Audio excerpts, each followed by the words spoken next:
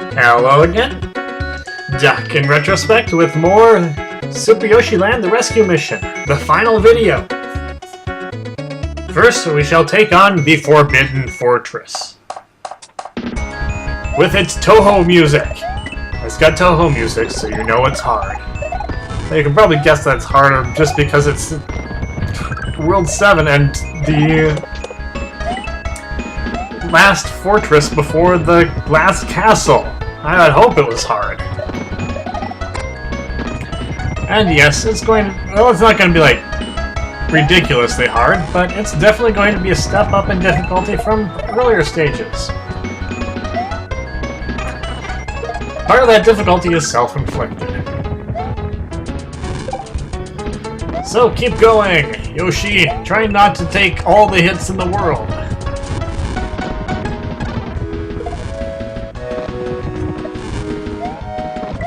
I got a nice thundery background too, so you know everything is all high up on the drama. It's getting exciting, but it's also getting difficult. I'm doing actually a pretty decent job so far, but that's not gonna last. So we need to find a P-switch. It's not gonna be far away, but it'll be a lot harder. These would be a lot harder jumps if I didn't have the red switch pushed. The game is rewarding me for going to the extra effort to find all the switches. By only leaving us one tile jump rather than 3 of them. The Forbidden Fortress has got a lot of back and forth. This is just the first of it. And they've got Sentry Dinos again. We got statues of Yoshis, of Dinos. Actually, these are Sentry Resners. Not just Sentry Dinos. There's so much stone in this place, you could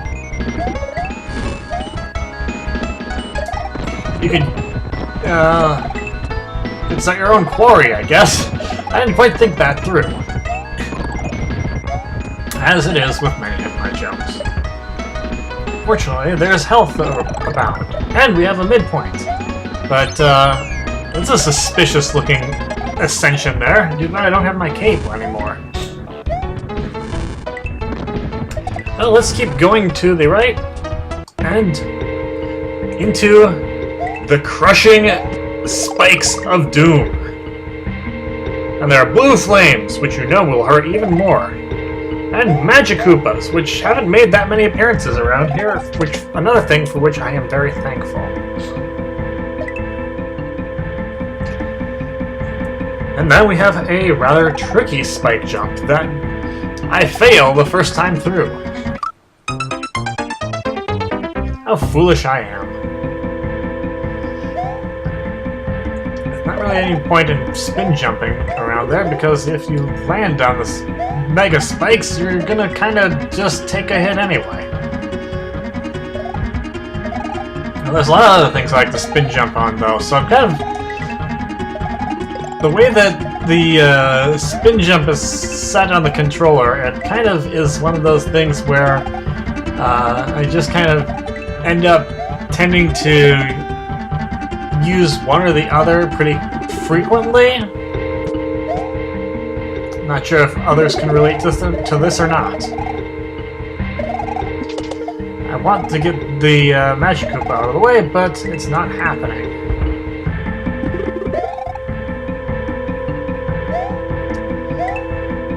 And we have flipped a switch. What will this do? Well, first, this brings us back to where we were before. Strangely, because it's a different pipe, but whatever. And there are plenty of flames abounding, and I'm just standing right under a spike and fail to jump. But you can see the blue blocks above the place where we were before, while I die a couple of times. This is where we want to go. Up to the magic glowing door of freedom.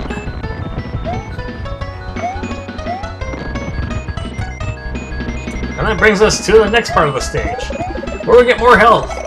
We deal with more sentry resistors. We just kind of walk past them. That's all we have to do to deal with them. And dodge lava balls and footballs and baseballs. Not footballs. There are no footballs here.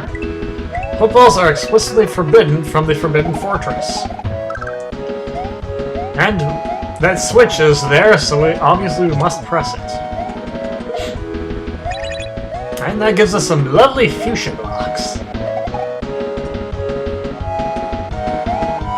Which of course we must use to ascend further.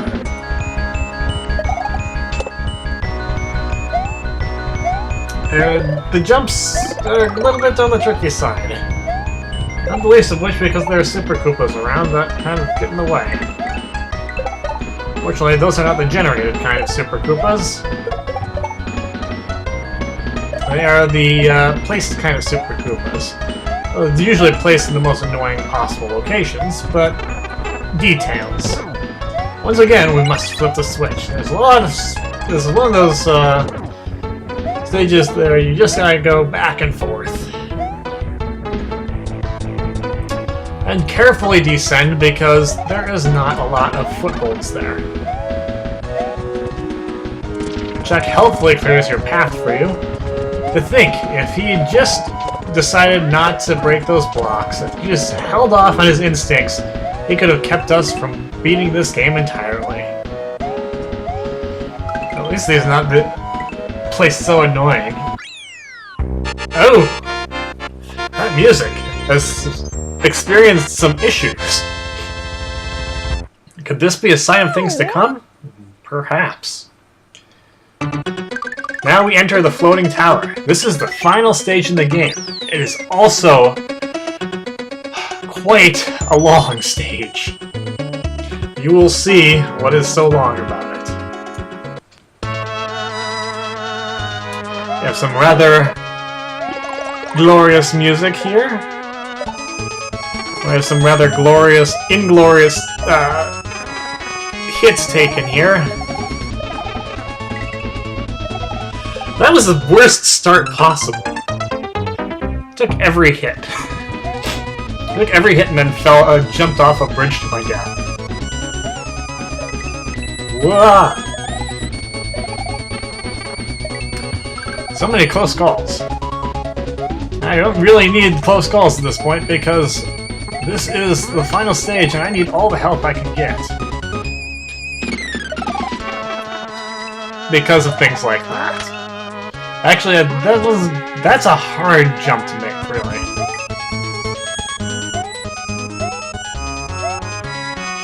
See, everything is just kind of coming at you from all over the place. And it makes things really tricky. And also somewhat laggy in places. And lag in some games is useful. I love lag in Tetris Attack, and it's like... it really just makes all the battles all that much better. Oh, here's the Super Koopa generator. It had to show up somewhere.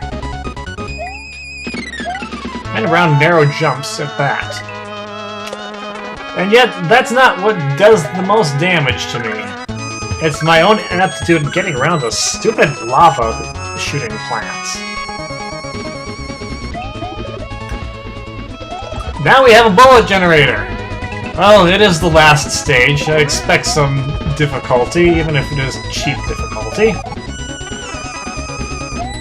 We also have the angular platforms, which don't get a lot of love in a lot of games. And when they are used, it often is more to give them people hate than love. Thwimp, you should not be allowed to reach up to me like that. I protest this gross inadequacy in my desires being fulfilled. That was so confusing. I just had to take a hit there. Yes, Yoshi knew ahead of time that it would be very confusing in this post-production commentary and decided to take the hits for me. I really should stop trying to make shortcuts like that. So yeah, this is a place where I take kind of a lot of hits. I'm already small again. Of course, I never had a midpoint or anything, so... But, yeah, stay away from the edges. And of course, final stage, you know what there's gonna be. This game has had them all over the place. That's right, auto-scrolling. I don't know that I have seen or played a game that has been made such kind of extensive use of auto-scrolling in such a manner as this one. Like, there are a lot of stages with auto-scrolling sections. And they're designed actually in a pretty... I guess I could say good way. They're kind of some of the more frustrating aspects of this game, but it's one of those cases where it's like they're tricky, but not the kind of nasty, mean tricky. Just kind of the you have to kind of think a little bit more about what you do this time. Kind of tricky. Colorful shells, also my nemesis. Well, that one just kind of comes out of nowhere, so it's difficult to deal with. Oh, you just had to shoot fire right as I landed there. So yeah, here's a few deaths. No, Doc, you can't start select. You haven't beaten the stage. Doc, why are you trying to jump off the disco shell? Doc, don't... You already died that way! Come on! Ugh. Sometimes I really need to smack myself in the face sometimes.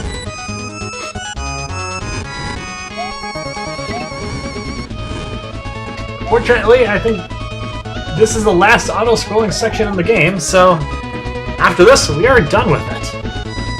Of course, we're not done with the stage, so better keep going. Throw Magikoopa at us one last time. This is the castle of all the things that are the most annoying and difficult in Mario. In vanilla-ish Mario, anyway.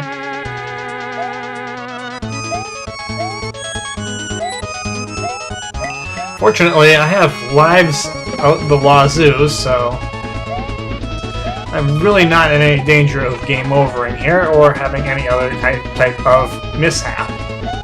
Oh, those are some tall doors there. Now we head inside, where we go back to the Toho music, and try to avoid the fire and bones, and fail to avoid the saws because, well, they can only try to avoid so much at once. Basically, it's like memory, basically. You can hold... I can't even finish that thought before things go screwy. But since we really just passed the midpoint, not really any need to cut ahead there. So yeah, we already had like 4 sections of this stage and just got to the midpoint. So you can see why this is kind of a long trek to deal with.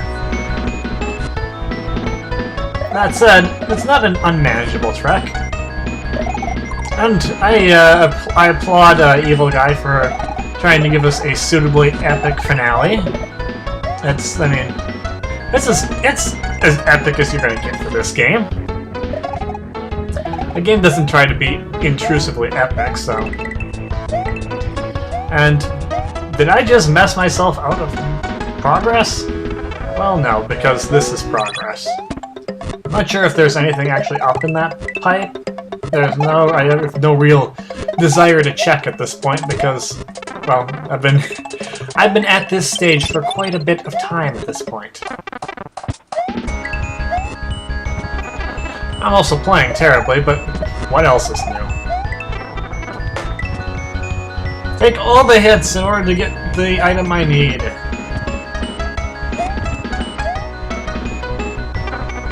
Which I don't even need. Except this is where I need it. So yeah, I'm not sure if you can even get up that pipe as a shortcut with the P-switch, but yeah, so that's what happens. I forget things or deliberately mislead people into thinking other things. Which one was that? You can probably guess. Anyway, now we're in the section of the floating tower where there are ghosts, and I waste time trying to find something that isn't actually there. Here we have our Eerie generator, or we have it every now and then. Eerie generators are a little bit more exploitable than the others, because if you get enough Eerie's spawned just off screen that are following your direction of progress, you can stop as many from spawning coming towards you. This is really the best time to be developing hiccup stock.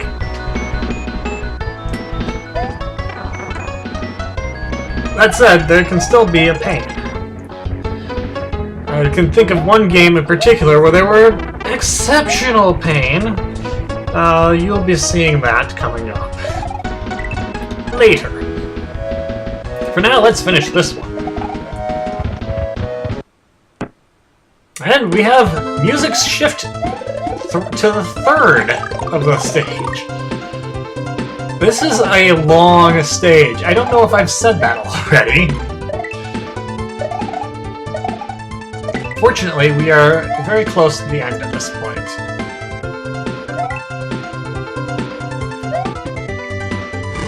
And there's not going to be a whole lot else that the game can throw at us that we haven't seen by this point. So, I feel pretty confident that we can get there by this time. Confident enough that I'm wasting time going for coins. And not even bothering to get them all. And not sure how I avoided damage there. Oh. And yeah. I'm running a little bit low on things to say about the stage, but part of that is because it's been around so long that you've seen pretty much all there is, except in different permutations. Like, this time we have blocks that are moving laterally rather than at an angle. We also have a fire generator, which we had not that long ago. I mean, we didn't have it in this stage, but we had something...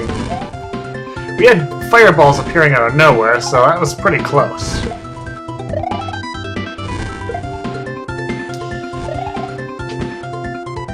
Of course, what fireball generator is complete without Bowser statues to fire more fire? You can never have enough fire. That's why house fires should always be big conflagrations, because you just can't have enough. And I lied, there's one more auto-scrolling section. This one is a little less on the platforming tricky side and more on the there is a Magikoopa around to make me feel irritated type of difficulty. Of course, my damage is often self-inflicted. Why did I go for the Magikoopa when I knew there was a thwomp up there? It's like, make everything harder for me.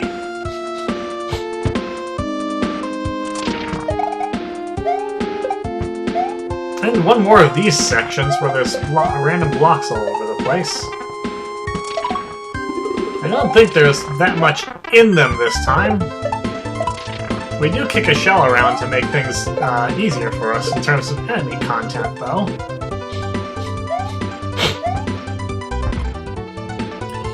And try to dance around the pesky magic user. Magic users are terrible.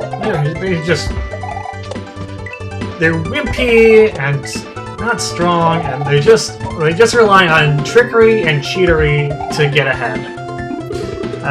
By the way, I would totally be a magic user if that was an option. So, I hope you don't think too little of me there, and end it. But this was a castle. How can we have a goalpost here? Well, you know why we have a goalpost here. It's because the boss is going to be in a separate section. They hinted that at us with the previous world. And thus, we enter the battle versus Angel Yoshi. I guess the winged Yoshis meant something after all. Yes, this is indeed the final challenge in the game. And, well, it is a challenge. Although, I probably could have done a better job on it first time around, as you'll see. But anyway, Angel Yoshi. A Yoshi with wings and a green aura, who is vulnerable to shells and keeps firing stars out at us. Stars are obviously eerie colors, so. And, you know, the stars aren't that hard to dodge until she starts shooting the wavy ones. But this was so terribly done. Spend too much time worrying about the shells and not enough time worrying about all the things that are coming at me from every angle. But with perseverance and a little bit more health, we move on to Phase 2. Fortunately, you do not have to go back to Phase 1 if you've already beaten it. Phase 2 is significantly more difficult, though, so be prepared.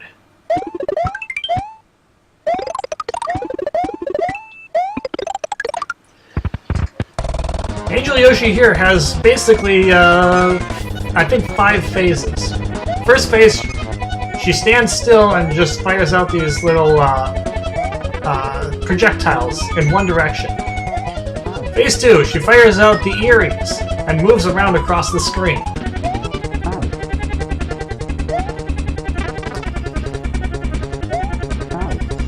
As an addendum, she also will eventually shoot those things. Phase 3, she flies up high and starts dropping stars that behave like the drop spikes.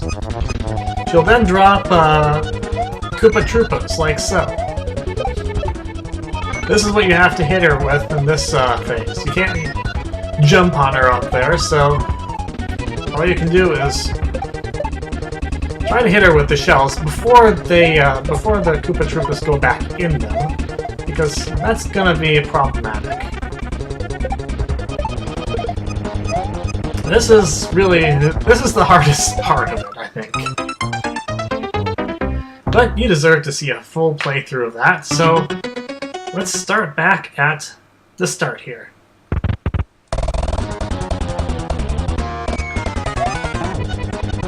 You really shouldn't take a hit during Phase 1. If you stay to the right of Angel Yoshi, you're never gonna have a projectile shot at you. Phase 2, not necessarily as simple. The areas actually, you should use them to great effect to get a leg up. So we're back to Phase 3. The spikes really aren't that much of an issue, because if you fall prey to them, it's because you've let too much stuff get on the screen for you to pay attention to them. I find the Koopa Troopas, the Koopa Paratroopas, to be much more of a problem. Later in the phase, she'll start hovering above you and dropping blue stars on you to make things a little bit more difficult. Those will probably hit you more often, because you have to keep moving around to avoid... And have no more need for the reserve cape, so let's use it. Phase 4. Angel Yoshi comes back down and tries to follow you at your height. It's a short phase and it's not as hard as it looks, especially with the cape. It's Phase 5, similar to Phase 2, except there's now a fire generator. So there's a lot to dodge. But if you get around all that, that's it. That is the end of Angel Yoshi. And that is the end of Super Yoshi Land The Rescue Mission. All we have left is the end.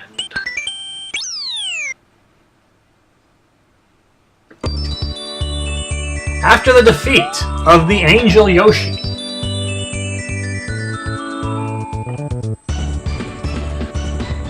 the stone curse has been lifted and all the Yoshis were set free. Must be backstory. She apologizes. As she never meant to cause any harm. Proofreading! She only wanted to protect everyone from the dangers of the world.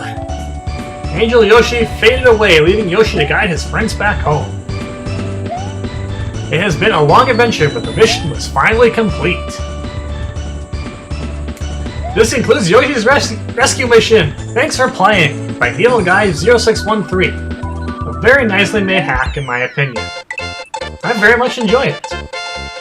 And because it's the stage and we had to hit a goalpost, we just have one final super speed bonus. As if it was necessary, and I still get it perfect because that's what I am. But that was Super Yoshi Land The Rescue Mission. A fun hack, not terribly difficult, and it did a lot of things right. And that concludes this playthrough. That's all from me for now. Until next time, until next game, this is Doc. I'll see you later.